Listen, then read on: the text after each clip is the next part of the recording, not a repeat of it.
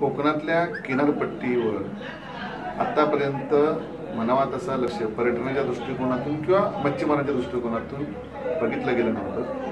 गेल्या 2 महिन्यापूर्वी जिल्ह्यातले काही मच्छीमार बांधव वेंगुर्ला तालुक्यातले शिरोड्याचे असतील, वेंगुर्ल्याचे असतील आणि निवतीचे असतील, या आम्ही तिन्ही ग्रुप घेऊन मुख्य कार्यकारी अधिकारी मेरिटाईम बोर्ड जे पूर्वीचे आपले जिल्हाधिकारी विक्रम कुमार त्यांच्याकडे घेऊन शासनाकडे एक प्रस्ताव सादर केला की या सगळ्या बंदरांचं पुनर्जीवन करणं, बंदरांचं पुनर्जीवन म्हणजे तिथला गाळ काढणे आणि ब्रेक वॉटर करणे। त्यांना उदाहरण आम्ही तामिळनाडू, केरळामध्ये कशा प्रकारचे ब्रेक वॉटर केल्यानंतर तिकडे पर्यटनाला कशी संधी मिळाली आहे आणि तिकडे मच्छीमारांना त्याच्यामुळे मच्छीमाराचा जो व्यवसाय आहे तो कसा वृद्धिंगत झाला आणि मच्छीमारांच्या आणि पर्यटकांच्या या सगळ्या गोष्टींमध्ये कसा त्या भागाचा फायदा झाला हे पटवून सांगितलं। त्यानंतर आम्ही हीच सगळी गोष्ट माननीय 2 दिवसापूर्वी सुरेश प्रभू साहेबांकडे आम्ही गेलो। माझ्याबरोबर जिल्हा सदस्य राजेंद्र मावसाहेब होते, माझ्याबरोबर श्याम सारंग आणि त्यांचे बंधू, हे सगळी मंडळी आम्ही माननीय सुरेश प्रभूंना भेटलो।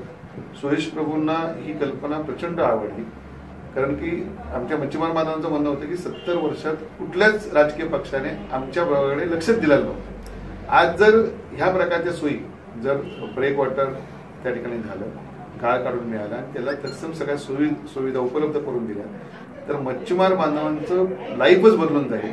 आज आमच्या बंदराचं जर 15 आणि 20 कोटी रुपये उत्पन्न असेल तर पुढच्या काळात 200-250 कोटी रुपये वर्षाचं उत्पन्न सर्वसामान्य आमच्या मच्छीमार बांधवांचं होईल। एवढी ताकद ह्या सगळ्या डेव्हलपमेंटमध्ये आहे आणि म्हणून आम्ही सगळे उदाहरणादाखल तिन्ही बंदरांची त्या ठिकाणी मंत्री महोदयांना दिली। आमच्याकडे परिपूर्ण प्रस्ताव निवतीच्या ठिकाणी होता। पुन्हा आता महाराष्ट्राच्या जे मेरिटाईम बोर्डचे मुख्य कार्यकारी अधिकारी आहेत त्यांच्याबरोबर प्लस पर्यटन आमचे जे सचिव आहेत त्यांच्याबरोबर दिल्लीतल्या प्रभू साहेबांच्या ऑफिसमधून त्याचा फॉलोअप चालू आहे। तिथले एक आमच्या ज्या सिनियर IAS ऑफिसर आहेत गोडवायला मॅडम आणि पांडे साहेब यांच्या मार्गदर्शनाखाली अजूनही प्रभू साहेबांचे PS आहेत, हे सगळे इंग्रज साहेब, ही सगळी मंडळी ह्या सगळ्या प्रस्तावाच्या मागे प्रभू साहेबांनी आदेश दिल्यानंतर त्याचं काम करण्यासाठी लागलेली आहेत आणि माझी खात्री आहे की कुठल्याही परिस्थितीत येणाऱ्या ह्या 8 दिवसात अधिवेशन काळातच महाराष्ट्रातून हा प्रस्ताव जायला पाहिजे। तशा प्रकारची बैठक महाराष्ट्रात होईल केंद्राच्या अधिकाऱ्यांबरोबर आणि हा गेल्यानंतर लवकरात लवकर मंजुरी याची प्रभूसाहेब या ठिकाणी देतील, हा विश्वास मला या ठिकाणी निश्चितपणे आहे। कालच मी प्रभू साहेबांना मनापासून धन्यवाद देईन।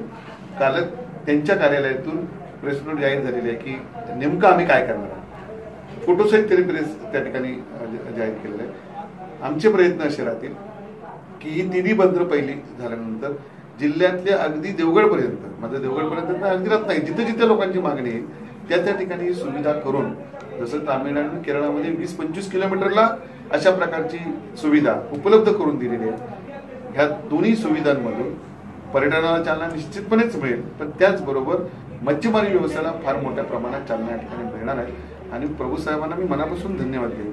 प्रभू साहेबांनी अजून एक आश्वासन आम्हाला केलेलं आहे की 12 चॅम्पियन सेक्टर इनिशिएटिव्हच्या फंडातून, म्हणजे त्यांच्याकडे ती तरतूद आहे, त्याच्यातूनच हा प्रकल्प या ठिकाणी उभा केला जाईल। त्यासाठी लागणारा सगळा खर्च हा केंद्र सरकार देणार। आम्ही गरज जर लागली तर सागरमालामधून सुद्धा काही पैसे या ठिकाणी घेण्यासाठी प्रयत्न या ठिकाणी करणार आहोत, पण निश्चितपणे किनारपट्टीला खूप चांगल्या प्रकारचं त्यांचं भवितव्य उज्ज्वल करण्याच्या दृष्टिकोनातून हे जे प्रकल्प आहेत हे मार्गी लावण्यासाठी प्रभू साहेबांच्या माध्यमातून, आदरणीय मुख्यमंत्री देवेंद्र फडणवीस साहेबांच्या माध्यमातून निश्चितपणे आम्ही सगळे मंडळी या ठिकाणी प्रयत्न करणार आणि आमचा प्रयत्न असा राहणार की त्यातलं एक बंदर तरी येणाऱ्या 6 महिन्यात या सगळ्या गोष्टीची सुरुवात त्याची व्हावी अशा प्रकारचे प्रयत्न